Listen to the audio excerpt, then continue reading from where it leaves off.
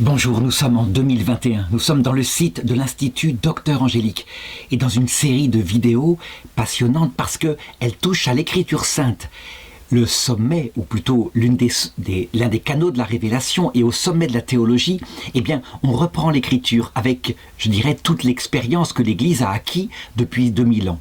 Et j'en suis rendu justement au chapitre 5 des Actes des Apôtres, qui ne peut pas être lu et compris si on ne comprend pas le XXe siècle et ce qu'il s'est passé avec la tentative du communisme.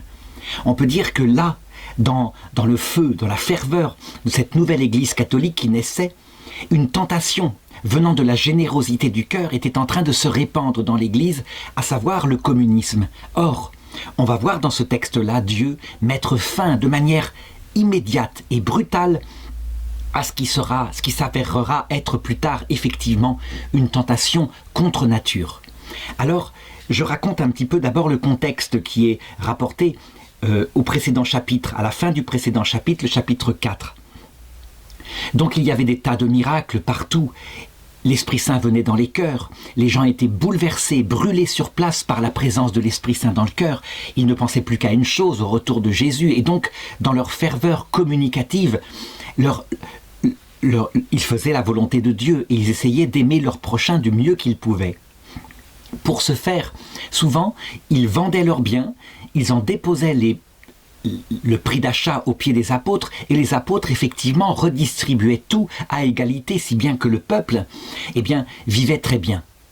On ne peut pas voir là quelque chose de négatif, au contraire, mais plutôt ce qui provoquera beaucoup de conversions. Regardez comme ils s'aiment. Et l'argent étant mis à sa juste place, on aurait pu dire que cet acte-là était vertueux. Donc voilà ce que dit, par exemple, le chapitre 4, verset 36, Joseph, surnommé par les apôtres Barnabé, ce qui veut dire fils d'encouragement, lévite originaire de Chypre, possédait un champ, il le vendit, apporta l'argent et le déposa aux pieds des apôtres. C'est communicatif, si bien que ceux qui rentrent dans l'Église, donc vraiment avec une grande ferveur, l'Esprit Saint les a convertis, on ne peut pas nier, normalement, ont envie d'imiter ce comportement. Et c'est ce que va faire aussi un certain Ananie et sa femme Saphir. Et voici le récit. Un certain Ananie, d'accord avec sa femme Saphir, vendit une propriété. Il détourna une partie du prix, de connivence avec sa femme, et apportant le reste, il le déposa aux pieds des apôtres. Qu'est-ce qui peut expliquer un tel comportement ? Eh bien, simplement, la considération que la conversion, qui vient sur un vieil homme, un homme avec des habitudes par exemple d'utilité, il vaut mieux une certaine sécurité, ne serait-ce que pour sa famille, eh bien la conversion ne prend pas forcément tout d'un coup. Ce n'est pas vrai. Elle s'impose peu à peu. Parfois, la grâce est tellement forte, comme ce sera le cas pour saint Paul, que lui, évidemment, il n'a absolument pas cette tentation-là. Et il refusera même tous les dons. Il préférera travailler de ses mains en fabriquant des tentes. On peut dire que Ananie et Saphir, en ce qui les concerne, le vieil homme qui est en eux domine encore. Et on sait que ce vieil homme est tendu vers 3 convoitises. Mais des convoitises qui sont tout à fait raisonnables. Ça veut dire qu'en réalité, il ne leur est pas demandé de tout déposer aux pieds de l'apôtre. On a besoin par un sentiment de valorisation, d'être reconnu par les autres.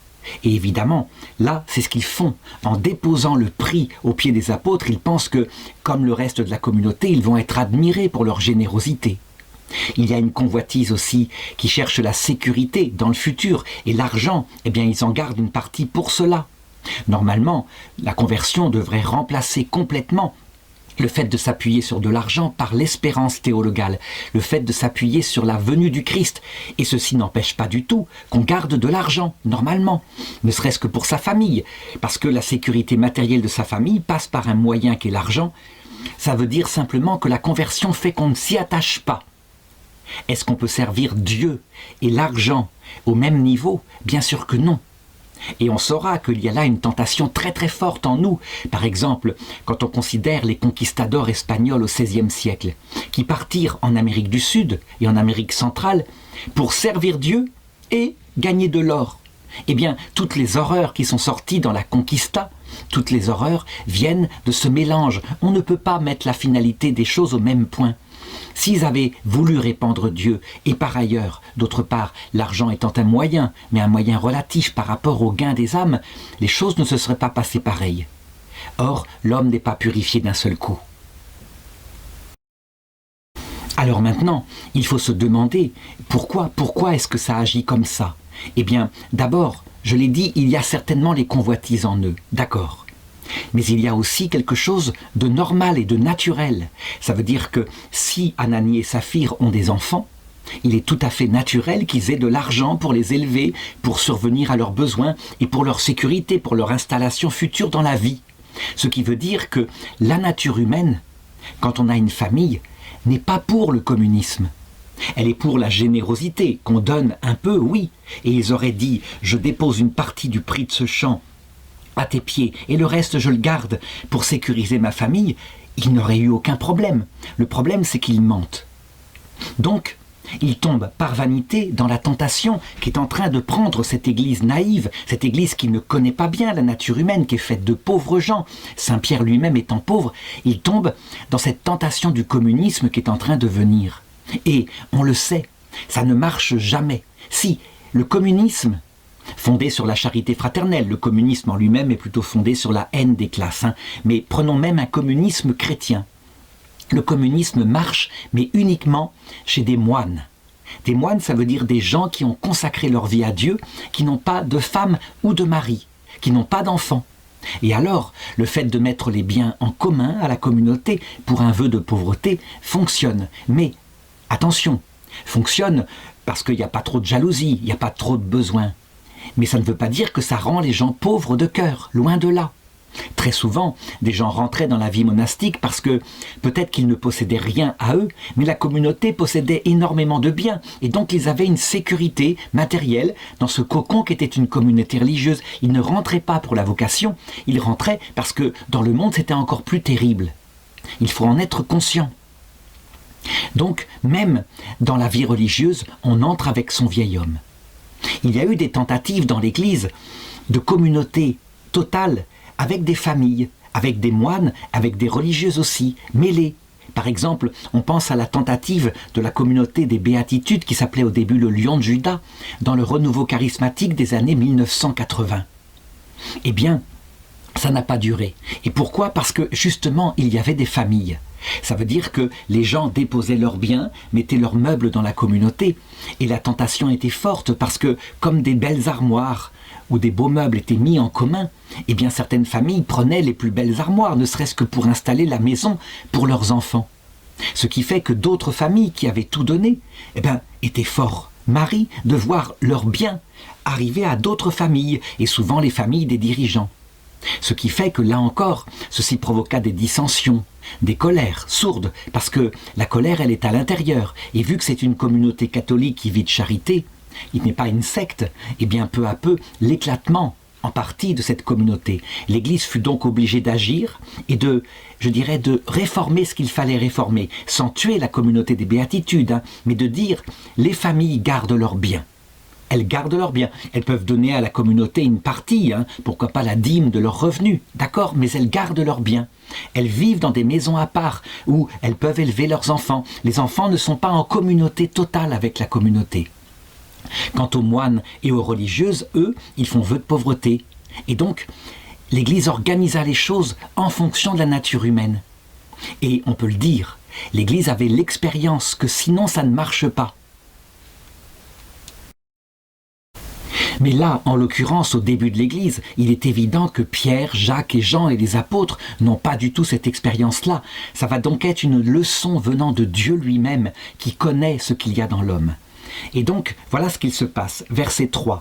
Ananie lui dit alors Pierre, « Pourquoi Satan a-t-il rempli ton cœur que tu mentes à l'Esprit Saint et détournes une partie du prix du champ ?» Comment est-ce que Pierre a été averti? Est-ce que c'est venu d'autres chrétiens qui l'ont prévenu? Ou est-ce que c'est un charisme de lecture dans les âmes qui lui a été donné parce qu'il est chef de la communauté? Je ne sais pas, mais peu importe. L'essentiel, c'est que on voit bien que l'Esprit Saint est avec lui et que tout se passe charismatiquement à ce moment-là. Il suffit de lire la suite du récit. Quand tu avais ton bien, n'étais-tu pas libre de le garder? Et quand tu l'as vendu, ne pouvais pas disposer du prix à ton gré? Comment donc cette décision a-t-elle pu naître dans ton cœur? Ce n'est pas à des hommes que tu as menti, mais à Dieu. » En entendant ces paroles, Ananie tomba et expira. Une grande crainte s'empara alors de tous ceux qui l'apprirent. Et vraiment, là, on peut être stupéfait, puisque Dieu a manifesté à la croix, à peu près 50 jours plus tôt, son amour de tendresse. Il n'a abattu personne à la croix alors que les gens l'insultaient. Et ce même Dieu ici fait mourir devant eux Ananie. La crainte s'empare des gens, une crainte qui est une peur, on peut le dire, hein. Et la peur, elle vient modérer l'amour. Qu'est-ce qui se passe alors? Eh bien, l'Esprit Saint qui gère l'Église sait que pour que l'amour fidèle puisse exister, il faut à la base une part de respect. On ne peut pas être dans un amour tendre pour le Seigneur, copain. Il faut que maintienne le respect. C'est d'ailleurs la même expérience qui sera faite avec la liturgie. On le sait, Jésus a instauré une liturgie autour d'un repas, mais c'est autour d'une communauté de 12 personnes, dont l'un d'ailleurs trahira. Et donc, on mange d'abord, et puis il prend le pain, il le rompt, et il dit « Ceci est mon corps », et il le mange dans le respect amoureux de la personne et de l'autorité du Christ.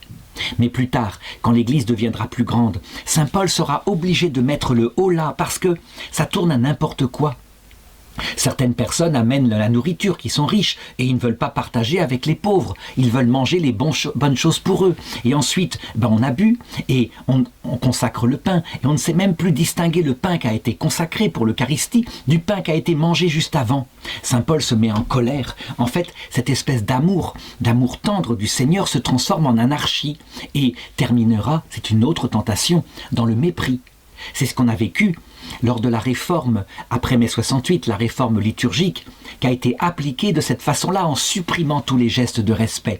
On a fini par supprimer l'amour. Donc, là encore, il faut connaître la nature humaine. L'amour, tant que nous sommes sur terre, doit s'accompagner de respect. C'est pareil d'ailleurs dans le couple. Hein. Si sous prétexte qu'on est unis intimement, hommes et femmes, on n'a plus de respect l'un pour l'autre, qu'on fait n'importe quoi, qu'on laisse traîner son linge sale, qu'on n'a pas de respect pour le travail de l'autre, le couple se détruira. Il faut maintenir des marques de respect profond à cause de l'amour entre hommes et femmes. Donc cette mort d'Ananie est une leçon terrible qui montre que Dieu reste le Dieu terrible. Alors on pourrait dire, cette crainte, elle va éloigner de l'amour, parce qu'on ne peut pas à la fois avoir peur de Dieu et aimer Dieu.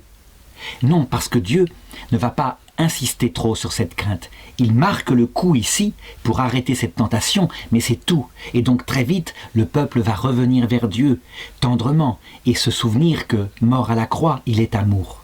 En tout cas, il reste le cas de Saphir, son épouse. Les jeunes gens vinrent envelopper le corps d'Ananie et l'emportèrent pour l'enterrer. Au bout d'un intervalle d'environ 3 heures, sa femme, qui ne savait pas ce qui était arrivé, entra. Pierre l'interpella. « Dis-moi, le champ que vous avez vendu, c'était combien? C'était tant ?» Et elle répondit « Oui, tant. » Alors Pierre, comment donc avez-vous pu vous concerter pour mettre l'Esprit du Seigneur à l'épreuve? Eh bien voici, à la porte, les pas de ceux qui ont enterré ton mari, ils vont aussi t'emporter. À l'instant même, elle tomba à ses pieds et expira. Les jeunes gens qui entraient la trouvèrent morte, ils l'emportèrent et l'enterrèrent auprès de son mari. Une grande crainte s'empara alors de l'Église entière et de tous ceux qui apprirent ces choses.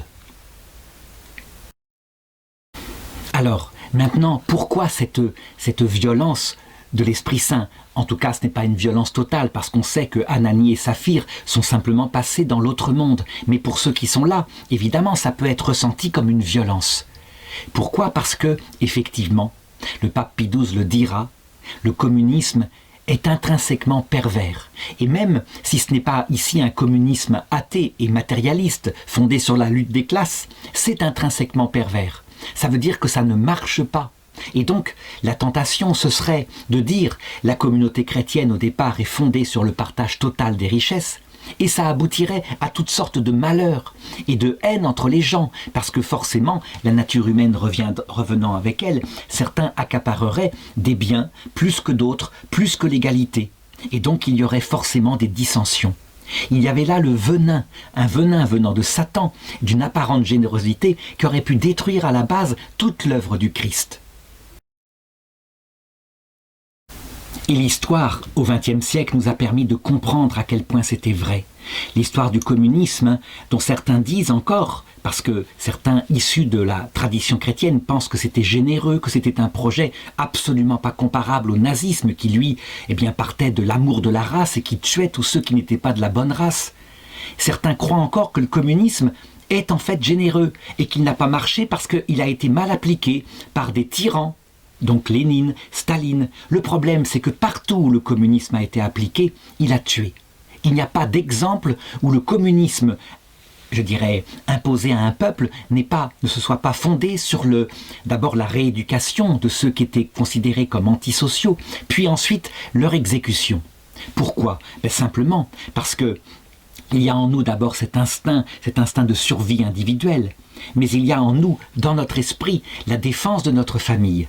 Or, il s'avère que le communisme total, avec égalité de distribution des revenus, comme le fait ici Saint-Pierre, le communisme total fait qu'au bout d'un certain temps, la nature humaine étant ce qu'elle est, certains comprendront que de toute façon, il n'y a pas besoin de faire des efforts et de travailler, puisque le revenu va arriver. Ce qui fait que le niveau de richesse baisse, et donc que la ruine commence à arriver. Ceux qui croient dans l'idée communisme, qui ne veulent pas la lâcher en disant c'est pas comme ça que ça marche, il faut qu'il y ait une propriété familiale, afin que les gens, les pères de famille en particulier, se dévouent, ils auront plus d'argent parce qu'ils travaillent plus pour leur famille, et donc ce sera une juste récompense. Ce sera fondé sur une justice proportionnée à l'effort. Celui qui travaille aura plus. Donc voilà ce qui est dans le cœur de l'homme. L'égalité totale, elle devient vite injustice quand certains en profitent. Résultat, si on croit totalement à cette idéologie, qu'on pense que scientifiquement c'est elle qui marche, alors celui qui agit comme ça, et c'est nous tous, nous ferions pareil. Sauf quelques-uns qui sont vraiment, 10%, qui sont vraiment dans la générosité totale, mais nous agirions la plupart d'entre nous comme cela. Le pouvoir politique va les rééduquer, parce qu'il ruine le projet, et le projet marchera. Il faut donc créer des goulags, des camps de travail, où on force les gens à reprendre cet amour social. Dans le cadre de l'Église, où ce n'est pas l'amour social humaniste et athée du communisme, mais où c'est l'amour de Dieu et l'amour du prochain, qu'il se passe la même chose. Nous ne sommes pas purifiés, nous ne sommes pas au ciel. En fait, Dieu a laissé en nous les conséquences du péché originel, donc le vieil homme qui est en nous, qui vient de notre chair. Et donc, sur terre, on ne fera jamais le paradis absolu. Au ciel, bien sûr, ce sera tout à fait différent. Délivré de cet instinct de notre nature qui fait qu'on protège avant tout sa famille, dans un amour total, comblé de biens, il n'y aura plus de manque. Les biens du paradis sont absolument immenses. Alors, ça marchera, bien évidemment, sans aucune tentation, puisque nous verrons Dieu face à face, et il stabilisera notre être totalement dans l'amour de Dieu et l'amour du prochain. Donc, ne pas confondre le but, le projet final de Dieu dans l'éternité et ce qu'il se passe sur terre. Toujours garder le réalisme de ce que c'est que la nature humaine. L'Église va l'apprendre ce jour-là. Il n'empêche que l'Esprit Saint n'est pas fâché avec son Église. Il la considère, il sait ce qu'il y a dans le cœur de l'homme. Et donc la suite du texte au chapitre 5 montre comment Jésus, par son esprit, revient combler de joie et d'amour ceux qui se sont dévoués à lui. Verset 12. Par les mains des apôtres, il se faisait de nombreux signes et prodiges parmi le peuple. Ils se tenaient tous d'un commun accord sous le portique de Salomon. Donc, c'est vrai, véritablement, à ce moment-là, toujours pareil, une conversion du peuple juif que l'Église est en train de faire. Ils vont au temple de Jérusalem, ils sont juifs et des juifs devenus chrétiens. Ce n'est donc pas une religion différente, c'est le judaïsme accompli par le Messie. Et personne d'autre n'osait se joindre à eux, mais le peuple célébrait leur louange. Alors là, cette petite phrase « personne d'autre n'osait se joindre à eux, mais le peuple célébrait leur louange », ça montre que les grands prêtres, dont je parlais au chapitre précédent, ont commencé certainement à agir et à menacer en disant « Ne rejoignez pas ces gens, ils ne sont pas des vrais juifs, ils ont trahi le judaïsme. » Et donc, les gens les aiment beaucoup, mais par peur des chefs, sans doute n'osent-ils pas rejoindre. Il y a donc dès le départ un arrêt de l'évangélisation qui vient de cette autorité du Sanhédrin. Verset 14. Des croyants de plus en plus nombreux s'adjoignaient au Seigneur, une multitude d'hommes et de femmes. Donc l'Esprit Saint, malgré tout, malgré cette crainte venant des autorités, continue de toucher les cœurs. Et donc certains le font secrètement. Ça, c'est encore, il faut connaître la nature humaine. Tout le monde n'a pas le courage de mettre en danger sa famille lorsqu'il y a menace des autorités et de rejoindre publiquement l'Église. Ce sera d'ailleurs toute l'histoire de l'Église catholique dans l'Empire romain. Il y a des conversions secrètes, mais quelquefois on sait qu'on risque la persécution et la mort, et donc on ne la dit pas publiquement, on prie en secret. Mais quand l'empereur Constantin décidera d'un édit de tolérance, alors brutalement entreront publiquement dans l'Église des milliers, des centaines de milliers de personnes. Certains par amour du Christ qu'ils avaient en eux, mais attention de ne pas se faire d'illusions. Beaucoup, parce qu'ils veulent être du côté du manche. Et puisque le manche, c'est-à-dire le pouvoir, est du côté de l'Église maintenant, qui est nombreuse et puissante, ils entrent dans l'Église, comme ils seraient entrés peut-être dans le bouddhisme, si ça avait été le bouddhisme. L'être humain porte avec lui le vieil homme, toujours le considérer, savoir que l'évangélisation, quelquefois l'eau du baptême ne touche que la peau et ne pénètre pas le cœur. C'est comme ça. En l'occurrence ici, les conversions viennent évidemment de la puissance du Seigneur par les guérisons et les miracles. C'est évident, à tel point qu'on allait jusqu'à transporter les malades dans les rues et les déposer là, sur des lits et des grabats, afin que tout au moins l'ombre de Pierre, à son passage, couvrît l'un d'entre eux. Évidemment, si on passe comme ça, dans un hôpital, qu'on met la main sur les malades, que tous guérissent au nom du Christ, un par un, que ça se sait dans les médias, il est évident que des millions diront « c'est la preuve que le Christ est Seigneur ». Et c'est ce qui se passe à cette époque-là. Mais ça ne veut pas dire que l'évangélisation, elle est profonde. Elle se fait comme ça, d'abord superficiellement, parce qu'on voit que c'est utile d'être chrétien. Et l'Esprit Saint, qui sait ce qu'il y a dans le cœur de l'homme, continuera son travail tout au long de la vie et du purgatoire de l'autre côté, pour que l'amour devienne gratuit, généreux, honnête. Ce que je dis là, je crois, permet aussi de faire disparaître une autre tentation qui sera dans l'Église très forte et qui s'appelle le millénarisme. Le millénarisme, c'est l'idée que sur terre, ici-bas, il pourrait y avoir le paradis. Pendant des siècles, les grands docteurs de l'Église ont espéré que ça se réalise comme ça, ont cru que ce serait même une prophétie, puisque dans l'Apocalypse de Saint Jean, c'est annoncé. Il faudra attendre le XXe siècle et le catéchisme de l'Église catholique au numéro 676 pour comprendre que c'est une aberration. Pareil, aussi grave que le communisme, que le millénarisme, ça veut dire l'idée qu'il pourrait y avoir le paradis absolu sur terre, la perfection des vertus, de l'amour de Dieu et du prochain, sous la direction, pourquoi pas du Christ, mais de l'Église. Eh bien, le XXe siècle comprendra que c'est un rêve impossible. Que c'est pour le ciel que le millénaire se réalisera pleinement, quand nous verrons Dieu face à face. En réalité, le millénarisme, c'est encore une fois une négation de la présence dans nos cœurs de ce qu'on appelle le foyer de péché. Donc, ce vieil homme que Dieu laisse volontairement encore présent en nous. Pourquoi ? Pour développer l'humilité. Si nous étions, devenant chrétiens, parfaitement équilibrés, maîtres de notre vie, avec une vertu venant de l'Esprit Saint qui fait qu'on contrôlerait totalement nos pulsions intérieures, alors nous deviendrions orgueilleux. C'est le problème, c'est qu'il y a un ennemi caché qui n'est pas dans la sensibilité, qui est dans l'intelligence. On se croit au bout d'un certain temps quelqu'un lorsqu'on est parfait. Et donc, pour le temps de la terre, l'Esprit Saint ne veut pas de cela. Il nous délivrera du foyer de péché à l'heure de la mort. Là, ce sera une autre étape, celle du choix définitif pour l'éternité. Et donc ce foyer de péché ne sera plus utile. Mais tant qu'on est sur terre, non, il le laisse, parce que nous sommes en apprentissage. Une fois qu'on a compris que cette terre est le purgatoire de l'apprentissage, et que donc jamais, jamais nous ne créerons un monde parfait, alors eh bien on entre dans l'espérance théologale, au lieu de rentrer dans un espoir d'une réalisation politique et terrestre du paradis. Ce qui est, dit le catéchisme, l'antéchrist carrément. C'est grave, hein? Et pourtant Dieu sait le nombre de gens qui se laissent aller dans une fausse eschatologie de l'espoir terrestre du paradis sur terre. Donc, un grand signe dans le ciel, la conversion de tout le monde, l'Esprit Saint qui vient sur les cœurs, et merveilleux, un paradis sans aucune faiblesse. Ça ne se réalise même pas dans les communautés religieuses. Toutes ceux et celles qui sont religieux ou moines le savent. Les frères qu'ils ont avec eux emportent avec eux le vieil homme. Ils vivent de la pauvreté, la chasteté, l'obéissance. Et quels sont le nombre de frères qui mettent dans leurs cellules petit à petit des biens qu'ils accumulent au cas où? Et le nombre de frères qui n'obéissent que matériellement, mais qui évidemment savent à quel point ils sont intelligents par rapport à cet idiot de prieur. Donc, qui mettent de l'orgueil alors que le vœu d'obéissance, normalement, permet de renoncer à sa volonté propre. On le sait bien, ça ne se fait pas d'un coup. Et quelques-uns, au terme de la vie, y arrivent, sont vraiment dans la pauvreté du cœur, dans la chasteté du cœur et dans l'obéissance du cœur.